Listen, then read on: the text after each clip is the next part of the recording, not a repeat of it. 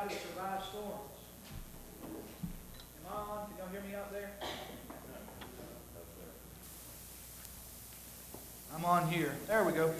10-4. All right. So we're going to pick up part 2 of Ecclesiastes 8. And we're going to look at how to survive storms. In our series here, without Him, meaning God, everything else is meaningless. And so we look here in chapter 8, part 2. It's kind of hard for me to convey how important to you the truth that Solomon is sharing with us today is. Solomon is in a stage in his life that he's looking back and he's reevaluating. Can I share something particularly with you men, young boys? One of the things that I have learned over life is the reality that we will not be perfect. And we cannot go back in life and undo some things. But Solomon is teaching us what real wisdom is. What is real wisdom? Men, this is important because God's called you to be leaders. What is important in life is when we sit down and look back and reevaluate things. We will all make mistakes. You cannot undo, you can't go back and undo some things. But a wise person is one who can sit down and take stock and reevaluate your life. And wise people do it often. Learn from those lessons. That's wisdom. Remember, I gave you a definition of wisdom. What is wisdom versus knowledge? Wisdom is knowledge plus experience equals living life skillfully. So Solomon is looking at his life and he's beginning to reevaluate where he had lived so many years far from God and he had lived without evaluating his life in view of God. And he had paid a terrible high price.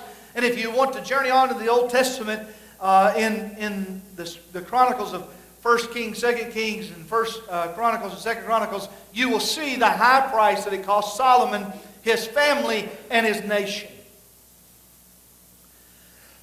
But thanks be to God, he has stopped and beginning to reevaluate, to look at things. And so as we look at this passage, I'm going to just recap a little bit and then we're going to dive right in where we left off last week. That's what he's teaching us, what true wisdom is. And he asks these questions, how does God and evil exist? And where and how does justice fit into all of that? Why is it in some cases God is so clear, in other cases it's hard for us to find the fingerprint of God? So listen to what he says, and let's read Ecclesiastes chapter 8. Who is like the wise, and who knows the interpretation of a thing? A man's wisdom makes his face shine, and the hardness of his face is changed. I say, keep the king's command. Speaking of justice here. Because of God's oath to him. Be not hasty to go from his presence. Do not take your stand in an evil cause. For he does whatever he pleases. Excuse me. For the word of the king is supreme. And who may say to him, what are you doing? Whoever keeps the command will know no evil thing. And the wise heart will know the proper time and the just way. Living life skillfully. For there is a time and a way for everything. Although man's trouble lies heavy on him, for he does not know what is to be. For who can tell him it will be? No man has power to retain the spirit or power over the day of death. There is no discharge from war, nor will wickedness deliver those who are given to it. All this I observed while applying my heart to all that is done under the sun, when man had power over man to his hurt. Then I saw the wicked buried. He answers the question of justice. And they used to go in and out of the holy place and were praised in the city where they had done such things. This also is vanity. Because the sentence against an evil deed is not executed speedily, The heart of children of man is fully set to do evil. Though a sinner does an evil 100 times and prolongs his life, yet I know that it will be well with those who fear God, because they fear Him. But it will not be well with the wicked. Neither will he prolong his days like a shadow, because he does not fear before God. There's vanity that takes place on earth, that there are righteous people to whom it happens according to the deeds of the wicked, and there are wicked people to whom it happens according to the deeds of the righteous. I said this also is vanity, and I commend joy, for man has nothing better under the sun but to eat and drink and be joyful. For this will go with him in his toil through the days of his life that God has given him under the sun. When I applied my heart to know wisdom, and to see the business that is done on earth, how neither day or night do one's eyes see sleep, then I saw all the work of God, that man cannot find out the work that is done under the sun. However much man may toil in seeking, he will not find it out. Even though a wise man claims to know, he cannot find it out. As we look at that, it sounds like that Western or Eastern rather, the Eastern Proverbs, and you wonder, well, what does all that mean? Well, it is significant to us. Incredibly significant. One of the warnings that he gave us last week, and I want to remind you, is this. Okay? When we look at wisdom, we have to be careful. Sometimes those that believe the most in the sovereignty of God, as you look at their lives least reflect their belief in the sovereignty of God. You need to be careful. Wisdom. What is wisdom then? Pastor, it's great. Knowledge and experience equals living life skillfully. But what does that mean for me? What's wisdom? Here it is. Living for God even when we can't see or hear Him. Knowing that justice, knowing that God, it will prevail. That's what Solomon is trying to point out to us and help us to understand. Last week we looked at the role of authority in the world. And the question was posed, what of these ungodly leaders? I pointed you back to some ungodly leaders that hopefully some of you will know one or two of them. Pharaoh, ungodly, brought great toil and injustice to the people of God. Then there was Nebuchadnezzar, ungodly man. And then, in history that we know of in America, Hitler and Stalin. But yet Solomon, even as he reflects, he looks at his own lack of godliness as he led the people of God. And he's looking and reevaluating what he's done. You know, it's hard for you and I to understand in our context of government what's being said here, but there's an incredible principle here. If you ever want to live life skillfully and experience through life, through the storm, in spite of the storm, the confidence of God, then you need to understand what Solomon is saying, but it's really hard for us to understand it. What Solomon is trying to explain is how we choose to trust God and to experience the hand of God regardless of our situation. That's what he's trying to teach us. In our context, that's hard to understand. Why? Our government. You know, in our day and age, everybody thinks they have a right and they're entitled to their right and that their right is superior to anybody else's right. If you ask anybody in this crowd, they tell you that we are a democracy. We're not a democracy, and that's part of what's wrong with America right now. We're not a democracy. We're a republic. Go check your history books. Everybody in America lives like you're a democracy. If we can get a big enough crowd together, then whatever the crowd says is right, and that'll rule the people. That's democracy. We're a republic. There's a difference. That creates an atmosphere in which you're constantly becoming a victim and constantly chasing your rights. And you're constantly chasing something that will never provide the security and the peace that God offers. And so our context, it's hard for us to understand. See, they were a theocracy. And then they went to a monarchy. You see, as I said last week, God ruled His people. And then the people decided to choose something other than what God had in plan for them. So how can God and evil exist? It is when God lays out, God only creates good. He's never created evil. But evil is birthed when we choose the good thing over God. And so the people came to the prophet and said, give us a king like all the other people. God told the prophet to tell the people, I'm their king. I'm their leader. No, we must have a king. And they chose a human and our finiteness over His infinite wisdom. And they began to suffer. And so Solomon is taking stock and he's looking at how do we experience the security of God during difficult times.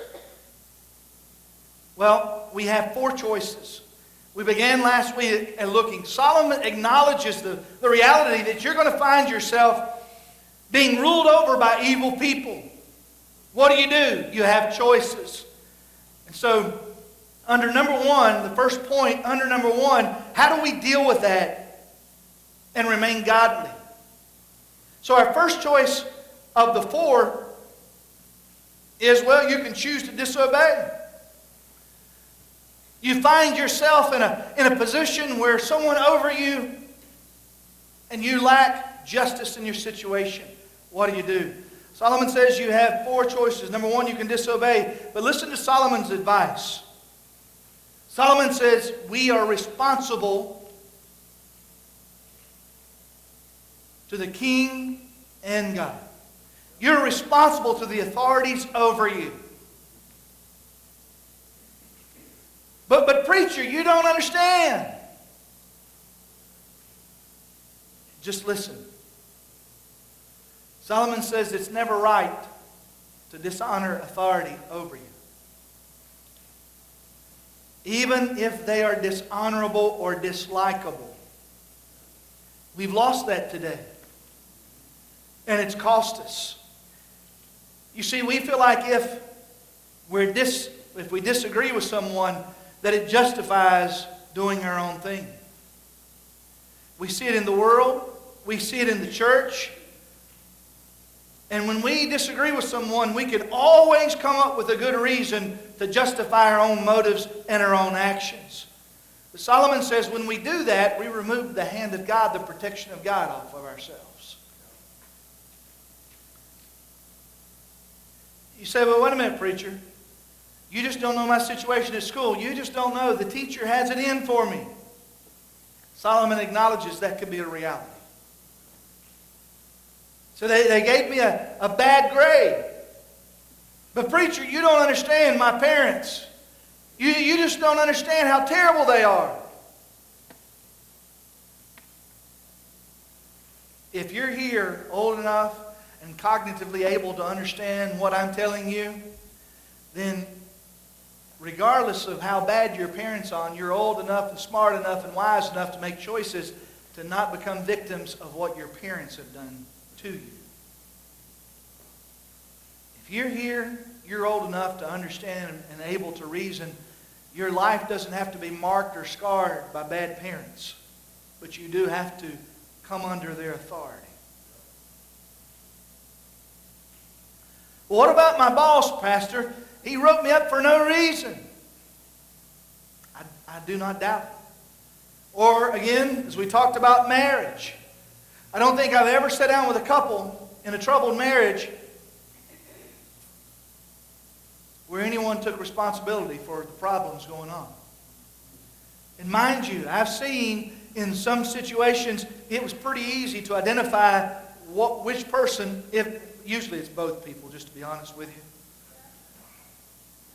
I can't think of maybe one time,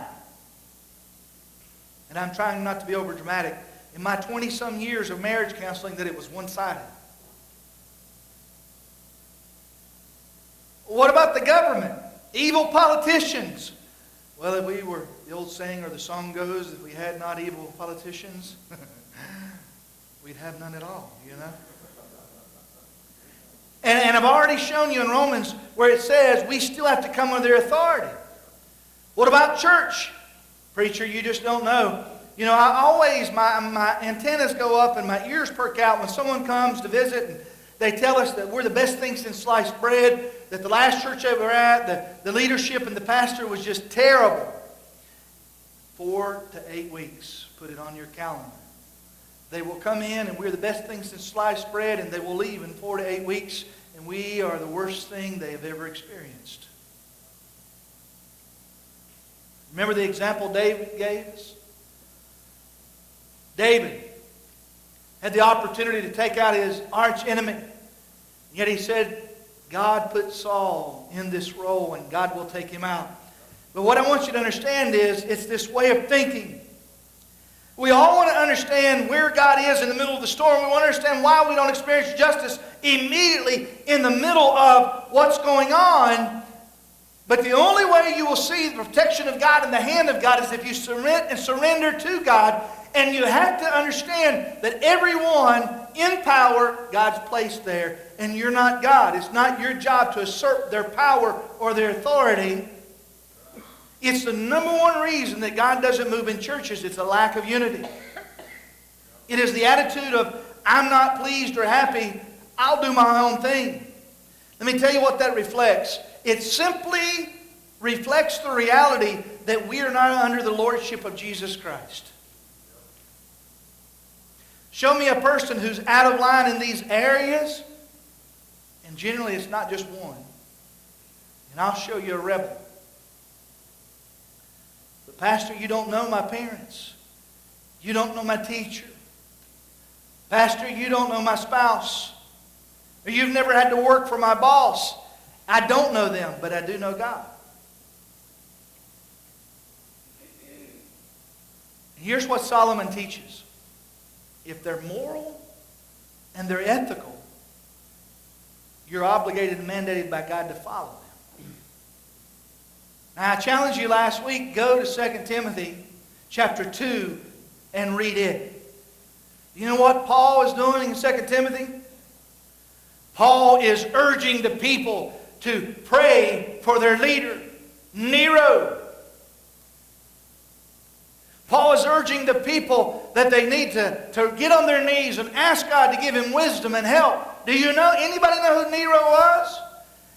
Every historian, whether religious historian or atheist historian, agrees that Nero was the closest thing to a psychopath that there could be. And he was the ruling supreme leader over all the Jews and the people in general in that area in that day. Paul would lose his head by order of Nero. And yet Paul, instead of inciting a riot, he admonished everyone to pray for him. I wonder how different our nation would be if over the last 10 years, instead of complaining only about the leadership of our country, if we'd given equal time to prayer for the leadership of our country.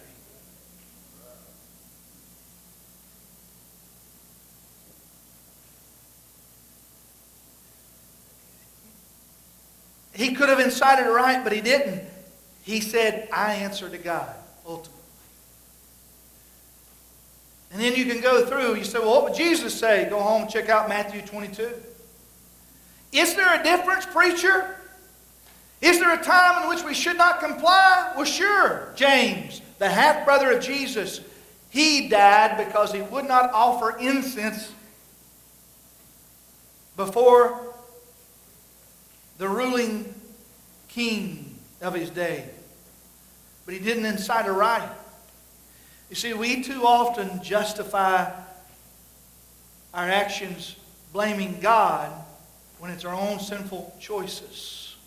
Can I tell you what Paul is saying? You can always justify a wrong action, but it won't fly with God. Because see, that's who we're ultimately under authority.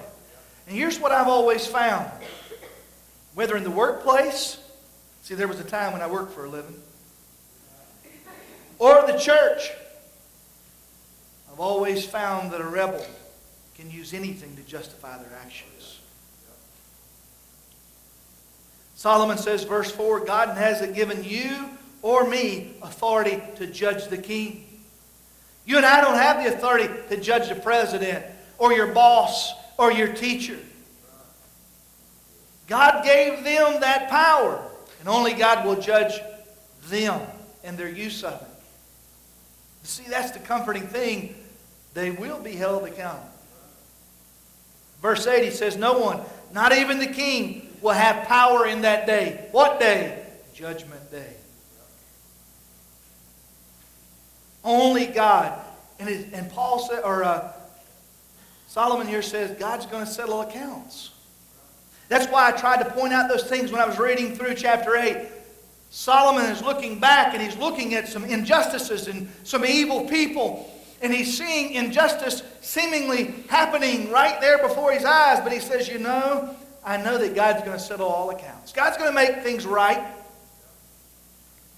Here's the only thing that you need to understand. Are we going to spend our whole lives demanding our rights?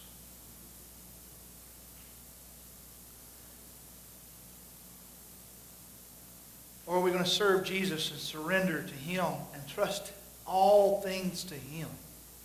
Here's the principle Solomon's drawing here, and then we'll move on. Galatians 6:7, do not be deceived. God's not mocked, for whatever a man sows, that he will also reap. See, God's not blind to evil. He's not unaware of the injustices that we endure. He's not blind to it. The problem is He is sovereign. And if we trust Him and trust His way, He will bring justice, the best kind of justice, to us. But we don't have the right to step into God's shoes. You have a choice. Here's the other choice. Resignation, number 2. What if the leader's immoral? And they begin to try to cause you to be immoral. Do I partake of that? Solomon says, nope, you got a choice. Resign. This isn't a rebel. This is a person with conviction who understands that they do not have to choose to do evil in order to satisfy God to even be. What does that mean? It means that even the leaders should have accountability. I told you in marriages, hey, God has an order. I told you, your teacher, God has authority, is given authority to them. Your parents, God's given authority to them. It does not mean there can be no accountability. But what it does mean is how you do it. You see, the rebel is always the victim and they're always right and they never sit and look at things. They're always the victim. But a person with conviction submits to authority until the authority that they're submitting to refuses to submit to God's moral authority. And so instead of you giving up your morals, you just resign. Here's a third option that Solomon lays out here. Defiance. So if you're not going to resign, or you're not going to go along with immorality, or something illegal, the only thing left is to rebel. Solomon warns against this. He says, be very careful. Should a Christian ever practice civil disobedience? Yeah. But it is not your first call to action. I've found that most people that are interested in civil disobedience are more rebel than they are godly. They're the first one to cry for injustice, and they only are worried about their rights. When should civil disobedience be practiced? You go back and look at the founding of our nation, and people say, how do you rectify that with Romans? And how do you rectify that with Solomon? Let me tell you how I do. The state, England, the state was murdering Christians by the thousands. Christianity was pretty much illegal. I don't mean Roman Catholicism. I mean Christianity, Protestant. And when we came to this nation to be free, they continued to follow. But it wasn't one or two rebels. It was a lot of godly leadership that prayed and spent a long, long time trying to work through it rather than trying to rebel. There's a difference between civil disobedience, biblically, and just plain rebels that only care about their rights. There's a significant difference. What I've also found is usually your rebels that are narcissists, they only care about their rights. They're not interested in the rights of the greater good. And they're the first ones to cry fight and the first ones to run when the fight comes. So Solomon says, hey, you better be very careful that you're not the lone wolf crying rebel. Civil disobedience can never be done over personal preferences. It can't be whether your school wants you to wear uniforms or whether your parents won't let you out after this curfew. Those aren't good excuses. Whether your boss wants you to do things his way, it's not a good excuse. But if your boss wants you to lie and cheat on taxes and steal, or if you're a nurse and your boss wants you to take a life, guess what? It's time to get a new job. That's what Solomon would say. And here's the fourth option that you have. Solomon says, practice God control. Well, what does that mean, practice God control? He said, remember who's in control. You don't have to immediately cure the situation. See, the difference between a rebel and a godly person is a rebel wants immediate justice at all costs, regardless of who else it hurts. They want justice for themselves. A great illustration would be Joseph in the Bible. Do you remember Joseph in the Old Testament? Joseph's brothers, God gave him a dream, and Joseph foolishly shared the dream that he one day would rule over his brothers. And so what do his brothers do? They concoct a plot to murder him. But in the last minute, one of his brothers just talked them out of murdering him, so they sell him into slavery. And as you follow Joseph's his life, he went many, many years. What I've noticed is people, when they talk about and teach Joseph, they teach about the first part where he got sold into slavery, and then they jump right to the end where Joseph is set up and running the nation of the whole nation of Egypt. What they forget is the years and years and years of injustice that Joseph endured. Why? Because he practiced God control. He knew that he would surrender even to the injustice given to him because he knew ultimately God was in control. And for years and years and years he suffered injustice. And it was all started by his own flesh and blood, his brothers. But he practiced God control. And then at the end, when Pharaoh had essentially made him the ruler of Egypt, his brothers came squabbling back up, starving to death, and their family starving to death. Had he been a rebel, had Joseph been a rebel, do you know what he would have done? He had his brothers murdered. But God had a plan. And the plan was to put Joseph in a place to preserve the nation of Israel. And had Joseph demanded his rights, he wouldn't have seen the plan of God because he'd been so bitter and so cynical. And see, all you rebels out there, that's what you ultimately end up being. Bitter and cynical. But Joseph practiced God control. Though he didn't receive justice immediately, not even quickly, he knew that God had not forgotten him in his slavery, in his jail cell.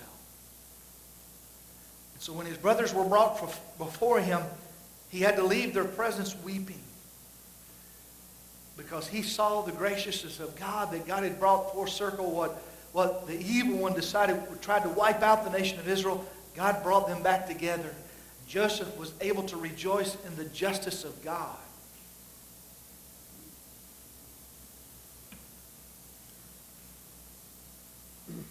Nehemiah, he was the king bearer. The people were in slavery. Do you know what the cupbearer rather is to the king? The king, because so many of them were poisoned and killed, they hired a man, and his job was to test the wine before they had dinner to see if there was any poison in it.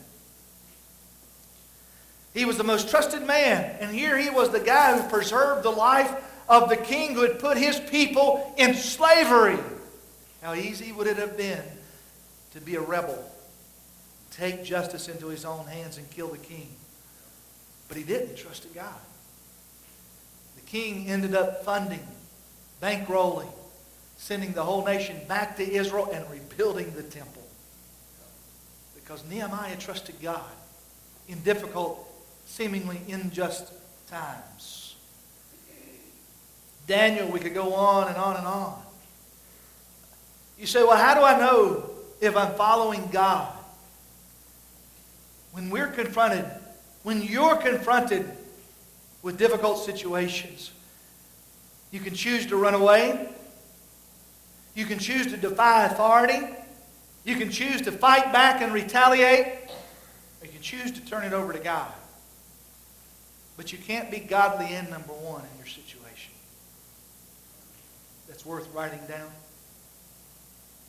You can't be godly and number one in your situation, whether it's your marriage, whether it's your job, whether it's your parents, whether it's your teacher, whether it's whatever. What is true leadership? You must know how to follow before you can know how to lead. Jesus must be Lord of your life. If He's not Lord over all, listen, He's not Lord at all. You say, preacher, are you telling me that God's going to make things right for me? Yeah, just not on your schedule.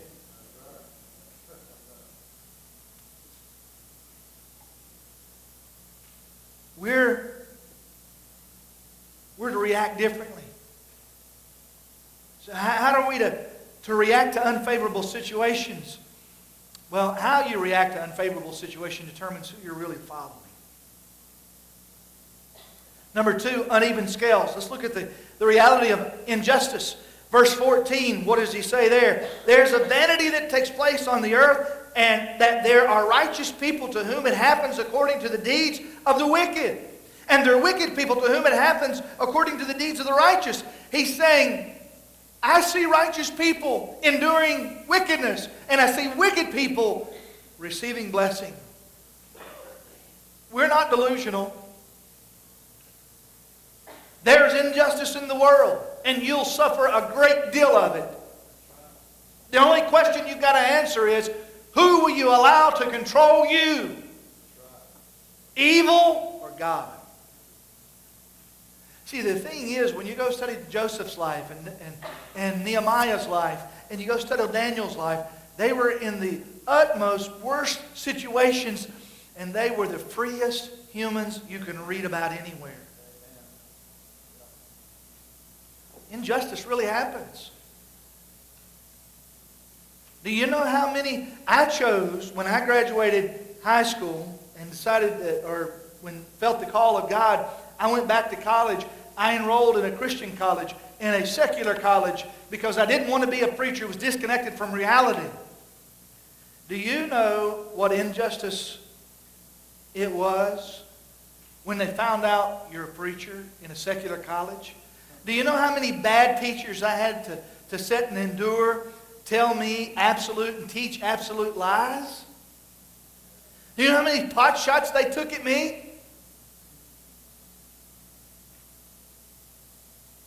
A lot. Never once did I die from it. Nor fell. What about marriages? Temptation rolls over me here. But the truth is, in marriages, you know what makes a good marriage or a bad marriage? You. If you're always chasing while you're not getting, you will never receive it. Is there injustice in marriages? In good marriages? Have y'all met my wife? I mean, oh, now that can be interpreted 2 ways. Where's your mind?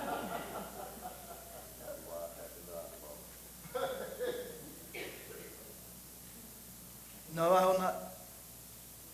But you have to understand, justice. There really is such a thing, but just not on your schedule. You know what Solomon's doing? He's standing there watching this funeral. And he calls it out. He says, there is a man who's being celebrated as a godly leader of this community. And he said, I know he's wicked. They know he's wicked. Everyone knows he's wicked. What an injustice. I can't tell you how many funerals I've been to. I remember a man who was so well known in the community that they held the funeral at the high school. All the people knew him and knew what a wicked person he was. Was he associated with the church? Sure. And everyone in town knew what a wicked person he was because of his money and his influence, so no one confronted him. And they put on this big show, and the preacher got up and lied and lied and lied about how he was in heaven and where and all these things. It goes on. Solomon says, he asked this question, is the godly forgotten? Verse 11, he says, no, the godly is never forgotten. Neither is the unrighteous deed that the wicked does. It's never forgotten either.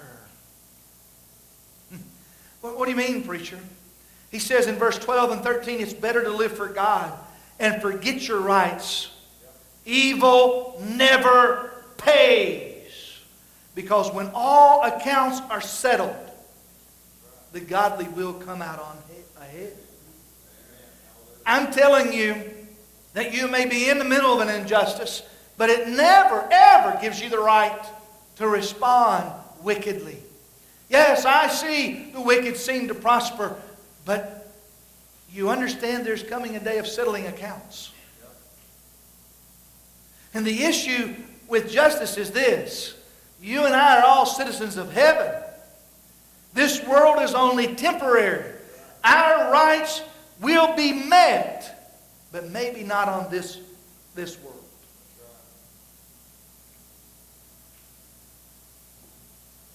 But justice will be brought ultimately to all, to the godly and the wicked. Third thing, the realm of faith. See, a lack of faith is always seen in a lack of obedience. And here's what it produces: bitterness, cynicalness, and pessimism. Those are the sure signs of a lack of lordship in your life. See, if He's not Lord of all, He's not Lord at all. He's not in control of all, He's really not in control. How do I know, preacher? Well, I can grant you that most everybody around you will know already. But it goes back to that sitting down and taking stock of your life. Do you really sit and evaluate your life? I mean, a real hard look in the mirror. I know sometimes it can be ugly, but it is the only way. The only way to continue to follow God and continue to give God control.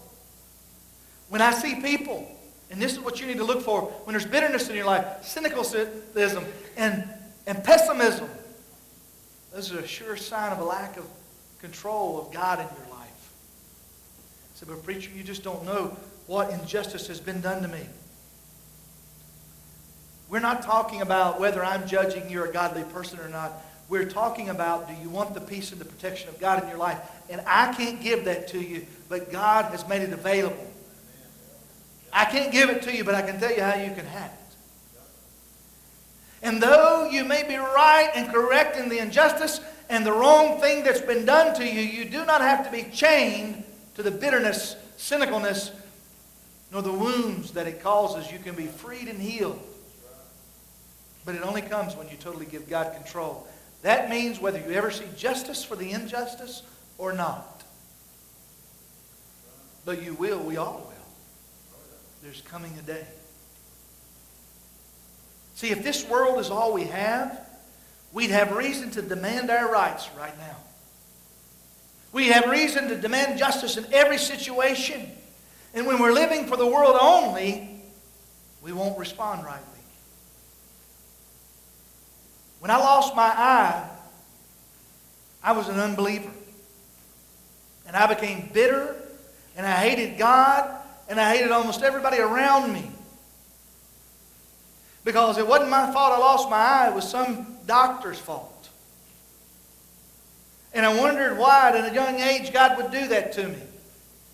But when God got my heart, He got all of it. And the sight, not just physical, but the wisdom and the maturity that He gave me, and the ability to trust Him when I gave my whole heart to Him that He gave me, is greater than any sight I got out of the lost eye. I couldn't turn that into that, but He did when I gave it to Him. There's more to living than having our needs met, folks. Trying to be happy. The biggest question in life is not am I happy or was I wrong? But the biggest question you need to ask in life is, have I pleased God? Am I pleasing God? Because you will never find what you're looking for unless those are the things you're seeking. Look at verses 17 and 15. Then I saw all the work of God, that man cannot find out the work that is done under the sun. However much man may toil in seeking, he will not find it out. Even though a wise man claims to know, he can't find it out. You can seek happiness all you want, but you'll never find it. Then look at verse 15. And I commend joy, for man has nothing better under the sun but to eat and drink and be joyful. For this will go with him in his toil through the days of his life that God has given him under the sun. God ultimately is the guy, is the person in control. See, if we place our faith in God, we don't have to know every answer to every question or problem. As long as we know the one who does. Instead of complaining about what we don't have, we need to give thanks for what we have and for what we will have. Here's the thing I want to leave you with. You see, I'm not saying that some of you have not had terrible tragedies or injustices. Here's the question I'm asking you. Is He really the Alpha and Omega? If so, we're to live by faith and not sight. Would you bow your heads this morning?